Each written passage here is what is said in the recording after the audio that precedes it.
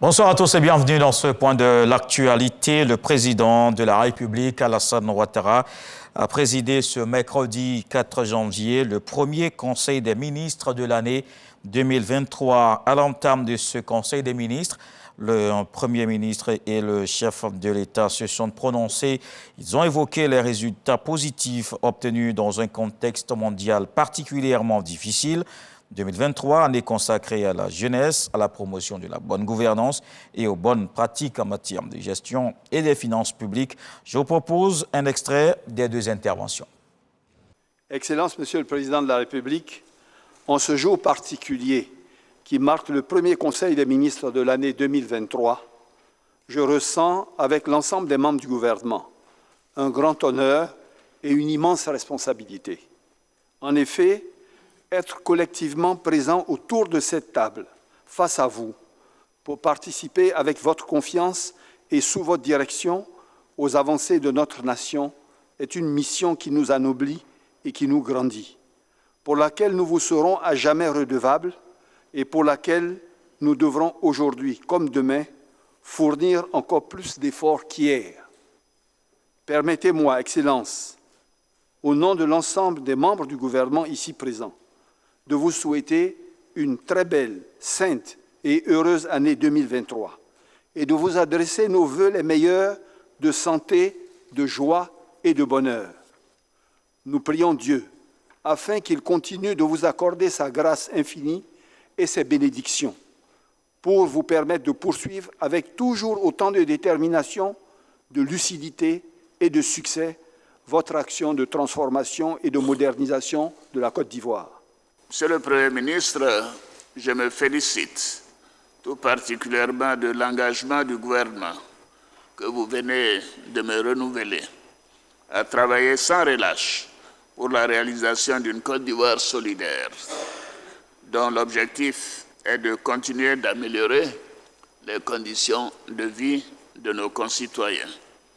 Je vous encourage vivement à poursuivre les importants efforts déployés par le gouvernement en 2022 et qui ont donné des résultats remarquables. L'année 2023, comme je l'ai indiqué, sera consacrée à la jeunesse. Le dispositif de formation et d'employabilité des jeunes doit être renforcé pour plus de productivité à travers l'encadrement, la digitalisation, le financement des projets et l'accès au marché public. Nous devons en outre poursuivre les réformes pour garantir les progrès autour des grands axes de notre programme d'action et accorder une attention particulière à la promotion de la bonne gouvernance et à la gestion rigoureuse des finances publiques.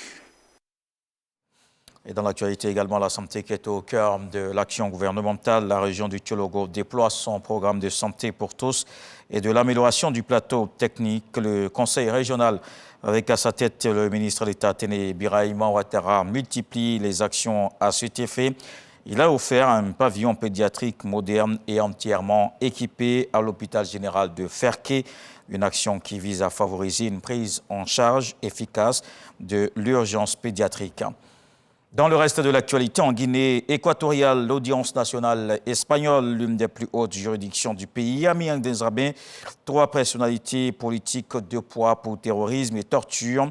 Il s'agit de Carmelo Vono Obiang, l'un des fils du dirigeant Teodoro Obiang et chef de service de sécurité de l'extérieur, Nicolas Obama Nishama, et responsable de la sécurité intérieure, et d'Isaac Nguema Ndo, directeur général de la sécurité présidentielle.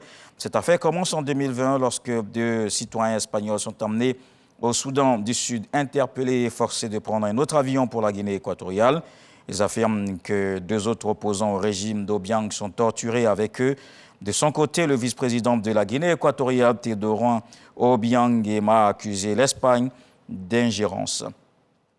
Le gouvernement français a interdit ce mercredi jusqu'à la fin de janvier la vente en ligne de produits à base de paracétamol. Une décision prise dans un contexte persistant de difficultés d'approvisionnement pour ce médicament antidouleur d'usage courant. Cette mesure prend acte du fait que les tensions en médicaments à base de paracétamol se poursuivent depuis plus de 6 mois, en particulier pour les formes destinées aux enfants.